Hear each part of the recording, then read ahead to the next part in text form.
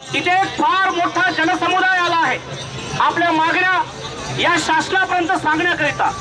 नेमकं काय झालं मित्रांनो, आपण दरवर्षी इथे येतो, लाखोच्या संख्येने येतो, पण इथल्या शासनाने आपल्या एवढ्या मोठ्या मोर्चाची कधीही दखल घेतलेली नाही। आदिवासी या देशातील सगळ्यात महत्त्वाचा समाज असून, या देशातील जल जमीन जंगलचा मालक असून या आदिवासीची अवस्था प्रमाणे बिकट अवस्था झालेली आहे मित्रांनो।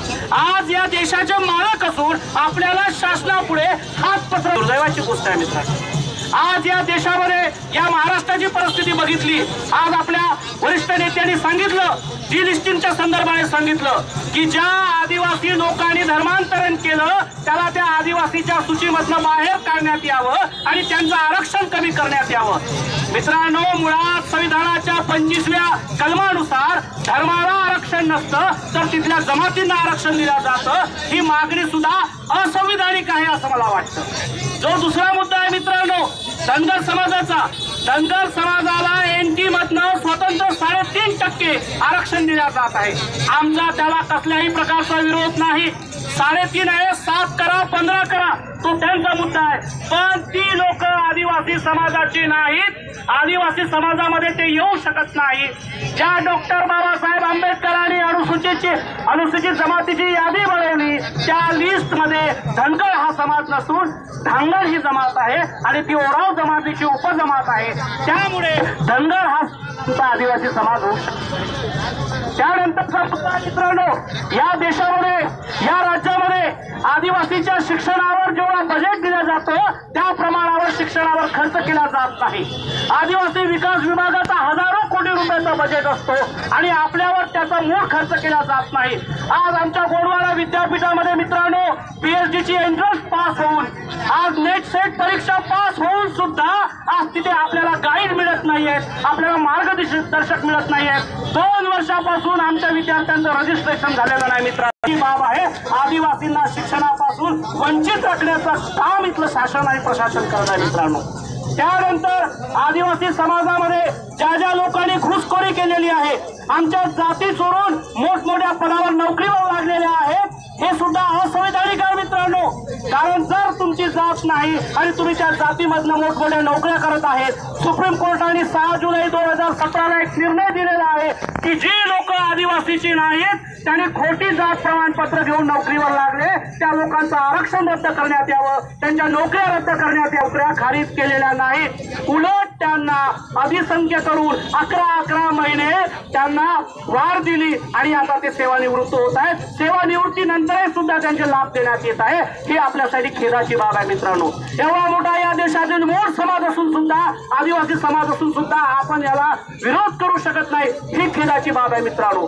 त्यानंतर तुमच्या बोगस पदावर शासनाने सांगितलं की 12,500 पदं आमची रिक्त झालेली आहेत, पण त्यावर कुठल्याही पद्धतीची भरती घेण्याचं शासन दाखवत नाहीये, हिंमत दाखवत नाहीये आणि आमच्या विद्यार्थ्यांना त्या नोकऱ्यापासून सुद्धा वंचित ठेवण्यात येत आहे मित्रांनो। त्यानंतर तुमच्या नोकऱ्यांच्या भरतीमध्ये रोस्टर पॉइंट आहे, बिंदू नामावली, आता 200 पॉइंट रोस्टर केलेला आहे मित्रांनो। पहिल्यांदा ओपन SC ST, आता तुम्हाला ओपन SC OBC NT नंतर तुमचा नंबर लागेल, यानंतर तुम्हाला नोकरी मिळेल याची काही गॅरंटी नाही, काही खात्री नाही। यासाठी आपल्याला फार मोठं आंदोलन उभं करावं लागेल मित्रांनो।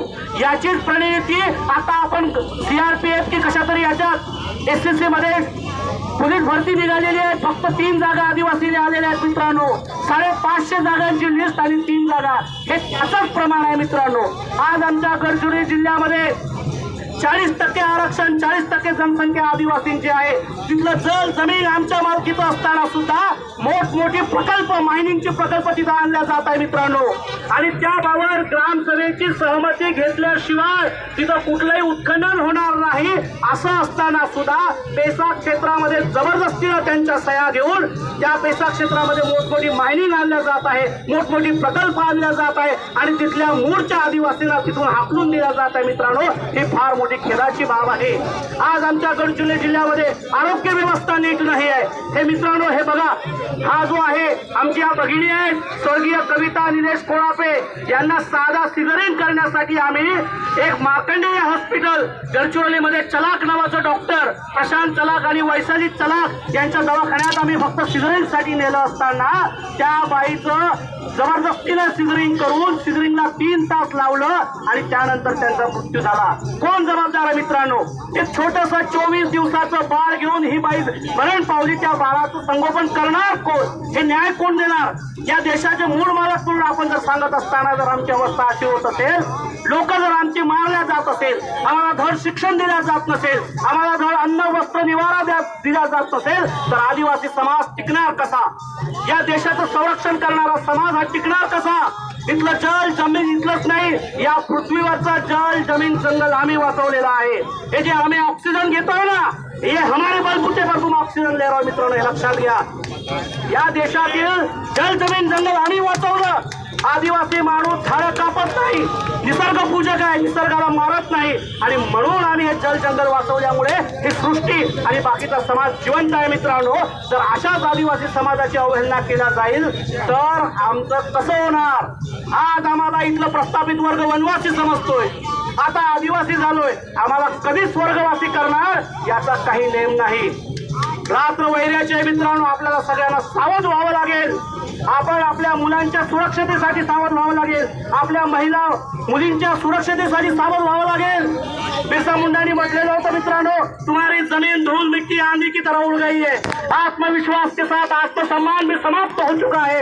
यदि इसे पुनः जागरूक नहीं करोगे तो तुम अपनी बहन बेटियों की आबरू कैसे बचा पाओगे? हम नहीं बचा पा रहे दोस्तों। 150 साल के बाद भगवान बिरसा मुंडा ने जो कहा है वो हम नहीं कर रहे। हम अपनी बहन बेटियों की आबरू नहीं बचा पा रहे। हम संजय हो गए कि आदिवासी लोग, ये जंगल के गोंडवाना के शेर कहने वाले लोग हम नामर्द हुए हैं क्या? हम अपने बहन बेटियों की रक्षा नहीं कर सके, हमारे बच्चों की सुरक्षा नहीं कर रहे। लक्षात घ्या, ये येणारा काळाचं हे संकेत है। वक्त की नजाकत देखो दोस्तों, वक्त की नजाकत देखो, वक्त बदल रहा है।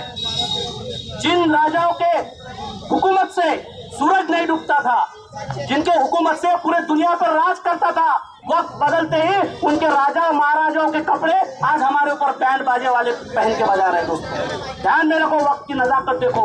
ले मशाल चल पड़े हैं लोग मेरे गांव के, अब अंधेरा जीत लेंगे लोग मेरे गांव के।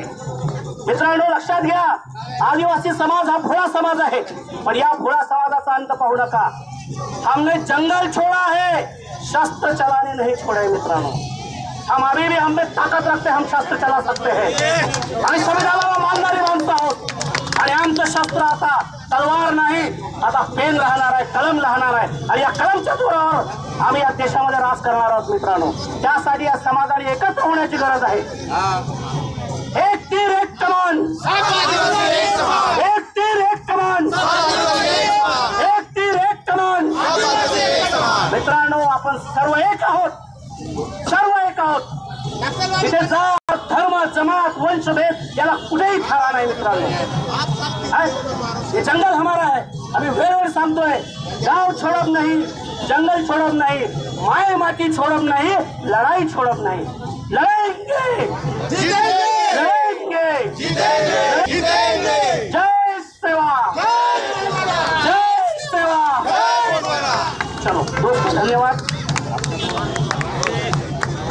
टीका